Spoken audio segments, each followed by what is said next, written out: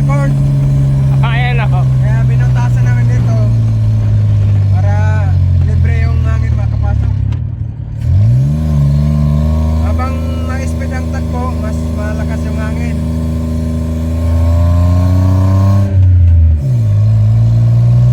Hindi na kailangan ng aircon. Ayan ang blower o. Ang lakas oh. Lalo na kung mabilis. Kaya ang takbo namin nasa 30 pa lang oh. 30.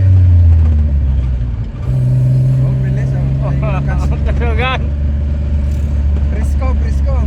Hindi kagaya ng blower. Pag blower kasi, pag mainit na dito sa loob, yung hangin na lalabas sa blower, mainit din. Ito talagang presko ang hangin na papasok. Yan lang mga kabakyard. I-picture ko lang. Thank you for watching.